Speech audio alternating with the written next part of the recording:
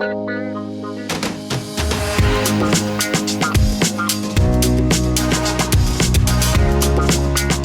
right, welcome to Jazz After Dark. I'm actually looking forward to this one here today, right? Let's see, this is, if you're one of our frequent watchers there, you know, we're trying out the Flaviar.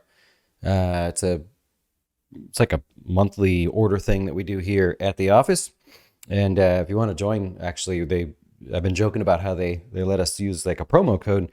We don't get anything special for it, but I think you get like $10 off. But I've been looking forward to tonight because this sampling here today, letter C, is Yellowstone bourbon. We had previously had Bruegel aged rum. It's okay. And we had Stauning whiskey, which was okay as well. But this Yellowstone bourbon, I have been told, is really good. I've never had it before. And highly marketed down here. You see it everywhere. So as they do, Flaviar sends us these little vials to test out there. And these are supposedly their top picks for 2022. And I'm looking forward to this one. Grab a drink. Come hang out with me, would you? We're going to learn something interesting here today. I'm picking on those of you that are over 40 today. So if you're over 40, you probably got a drink anyways, man. Those kids driving you crazy. This is it. Yellowstone bourbon here. We've got some caramel, dried cherry, peanuts, orange zest, roasted hazelnuts. I hope not. I don't really care for hazelnuts.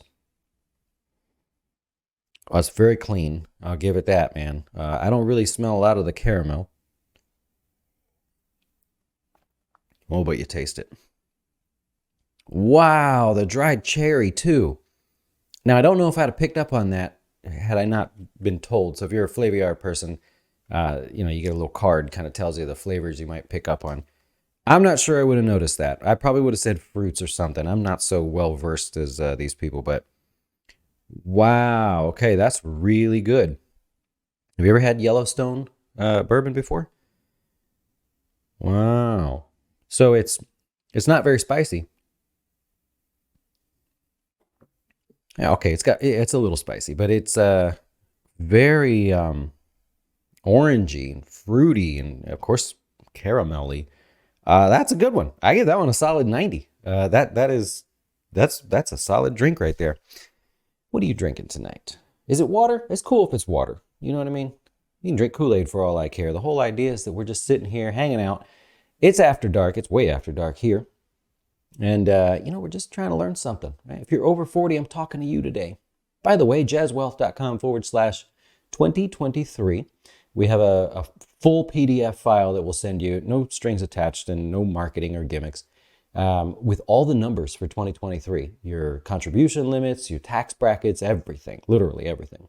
It's only 2 pages. We broke it down into a cool little way to look at it. Free, you can have it. When you put your email in there, it just emails Haley. And it says, hey, they want this file, and then she'll kick it out to you. So there's no we're not going to call you. I don't even think we asked for your phone number. Here we go. You ready? By the way, this data is coming from questions, comments, mistakes that I see people make here at Jazz. We keep a very accurate record.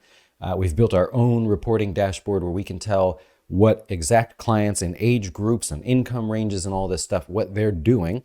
And so a lot of times these videos come from that data. It's not a guess. Whereas, Dave Ramsey did a great job of this. I'm not an active follower of Dave Ramsey, but, they went out and I guess they asked a bunch of millionaires. They did a big survey. Cool. We're using data. You got me, right? The general advice, it's not bad advice, but it's general. And so I try to take it a step further here. Number one, first thing I notice people over the 40 financial mistakes they make is you let those medical, I'll call them opportunities, fall by the wayside. We get older, these bones are creaking, and my wife, she had a foot surgery, and then she got a little clumsy a couple months later, and she kind of twisted it, and she was worried she broke the thing. And what I'm trying to say is things happen to us when we're over 40, a little bit more than you youngins out there. And a medical procedure, a medical event, not necessarily severe, is an opportunity. It's a financial opportunity. It's not necessarily a physical opportunity to to use the HSA. And the case in point is the example of me and my wife. She had to have the foot surgery. We took the cash, we put it in the HSA. We then just paid as as she got closer to doing the surgery, paid for the surgery. And now we have filled up the HSA for last year. And so now we have a tax deduction on that money. It's growing, thankfully growing pretty sharply too, thanks to the rally in the market. And we can technically withdraw it for anything we want to at any point now and not pay taxes on it. So it's unfortunate she had to have the foot surgery, but it's a blessing. It was $7,300 that I didn't have to pay tax on, and I'll never have to pay tax on. And if it happens to grow a little bit, maybe I don't pay tax on that as well, because we have the medical expenses. So you get your eyes done, things that happen to you, hopefully not broken bones and things, but as those things happen, make it a financial opportunity. Number two, we get lazy with our homeowners insurance, in particular homeowners and auto insurance. This came up to me because my insurance didn't go up much, but my taxes went up quite a bit here in Florida, and dramatically, actually, I should say. And it made me question, well, then I'll save money wherever else I can. I will think about my homeowner's insurance. Been over 2 years since we bought the house that I'm in right now was a utter disaster. It was the dog of the street and foreclosed and everything, and we bought it from the bank. And I had not checked my homeowner's insurance since then. And so I did. I started shopping around again. And I didn't do it all in one night, by the way. I put out a feeler for a quote. There's only so many places we can go here in Florida, actually. And then the other company, I did it literally today. I did it on Sunday. So whatever today is, it was just this last Sunday. Auto insurance is important. Here's a tip you may not have known. The top 5 auto insurance companies legally share information with each other. Not all of it, but they share information with each other. And they're tracking whether you're shopping for auto insurance. If you do not shop for auto insurance, they tell each other this, and your rate goes up faster, presuming you didn't have an accident or no claims or anything. Your rate goes up slightly faster than those that are actively shopping for insurance. So you literally save money. Even if you don't change auto insurance companies, I bet you didn't know that you save money. This is public knowledge, by the way, that if you do shop for auto insurance, you got to do it. Throw it out there. They actually do raise your rates if you do not shop around. So careful. They're tracking that data. Mistake number 3 that I see is those of us over 40, we come from a different time in life where maybe we didn't talk about money as much. I notice the kids seem to talk about money a little more openly because their life is, money is not so important to them. The experience is important. Who has kids out there, and your kid doesn't necessarily want the coolest and fastest car, but they want to go downtown and take pictures next to graffiti on the wall that looks like angels, and they want to post it on Instagram, right? So they're more open about talking about money. It's a shame that those of us over 40 don't talk about money as much, and in particular, I'm talking about debt. It's not a bad thing. It's such a nasty little word, but the way you say it too, debt, right? But it's not a bad thing. At the end of the day, I need you to think debt, they're just numbers, which means you can manipulate numbers to be efficient, or you can manipulate numbers to look really bad. So when it comes to your debts and your finances, talk about it with somebody, right? If you don't like us at Jazz Wealth and you don't want to work with us, go find another advisor. They can be a little tricky to come by, but don't use a robo-advisor. Go find somebody you can say, hey, help me with my retirement. Help me with my long-term investing goals. Hey, help me with my debt.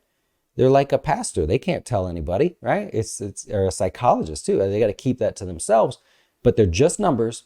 They can be worked out. A great example, going back to Dave Ramsey for a minute, the debt snowball, right? Is that what he calls it? Debt snowball, debt avalanche. It's one of those.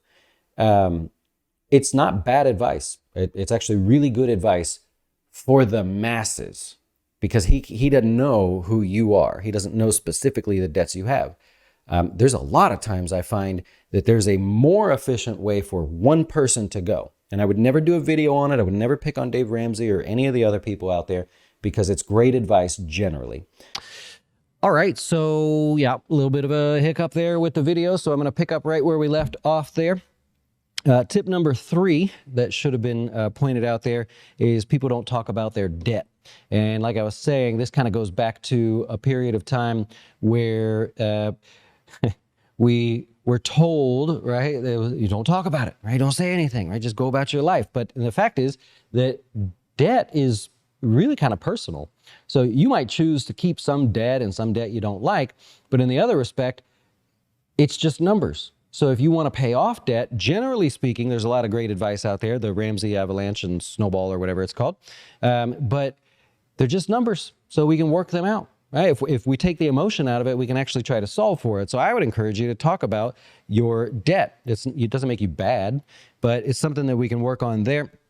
People over 40 tend to not talk about their debt when it's a shame, because there could be a lot of different unique circumstances for you personally. So work on that for me. Let me know below. The 4th tip, we'll make this one really simple here. We tend to let cash sit idle. So people over 40 are going back to 2008 and 2001. Those were 2 back-to-back sort of collapses in the market where the economy actually took quite a big hit as well. And so we've been told, keep that cash. Cash is king, right? Hang on to it. Well, that's because of the scars we have from those 2 pullbacks, if not more, if you're a little bit older. So the trouble is now cash sitting costs you some money. It's getting more competitive to have high yields, high interest savings accounts. There are ETFs that pool together money market accounts to give you an even higher return, and you're taking no risk, right? And the second part to that is if you need your money for an emergency fund, or that's what you have, you can just transfer it. You can transfer money in a day or 2 right now. So having too much cash on the sidelines is really difficult in this higher inflation environment, as well as now getting more competitive to have higher interest that you could be earning on it. So really consider not having a lot of your cash sitting idle. I've often tried to work up, and will be working up, a sort of an efficiency score, like how efficient are you with your dollars? And so me and Charlie are playing around with that just a little bit. I'll give you a bonus tip before we go. Those are your 4 tips, by the way. Let medical opportunities fall by the wayside. Number 2, you get lazy with that homeowners and auto insurance, and now you know they're tracking you. They make sure that you're shopping. If not, they raise your rates. Number 3, you're not talking about debt. It's okay. You don't have to call the Dave Ramsey Show, right? Just talk to somebody about it. You don't have to tell the world about your debt, but you got to talk to somebody. There may be an opportunity you're missing. And number 4, letting your cash sit idle. Got to be efficient with those dollars. Your bonus tip is I see this, you tend to leave yourself a little bit financially vulnerable. Now, I don't like most types of insurance. I'd rather have you get your dough straight, and then you can handle things as they come up. But disability insurance is incredibly cheap. We don't sell it. We don't recommend anybody. I'm just telling you that if you go shop around, what does it cost to replace 2/3 of your income, half your income, if you have a long-standing disability or cannot work or whatever? It's awfully cheap, man. You spend more money on junk in a given month than I guarantee you that disability insurance would cost. So that's my goodwill suggestion to you, is just go out and shop for it. I have no suggestions of where to go. And again, we don't benefit from that in any way, but it's cheap. And I see it happen. You got to figure thousands of clients all over the country. Every week, somebody in somebody's family that's a client has died. Somebody has gotten a divorce. Somebody's had a baby. Somebody has sold a house. Somebody has found a really tough financial situation. I see this stuff happen, so I'm a little more sensitive to it. But that disability insurance, it's just like, come on. That's such a simple thing to insure. It's very cut and dry, so you may want to consider that. Anyways, appreciate you watching, and I hope you'll hit the subscribe button below. I know that's a bit cliche to say that, but if you agree, like and subscribe. You know what I mean? All right, enjoy the rest of your evening there, and we'll see you later.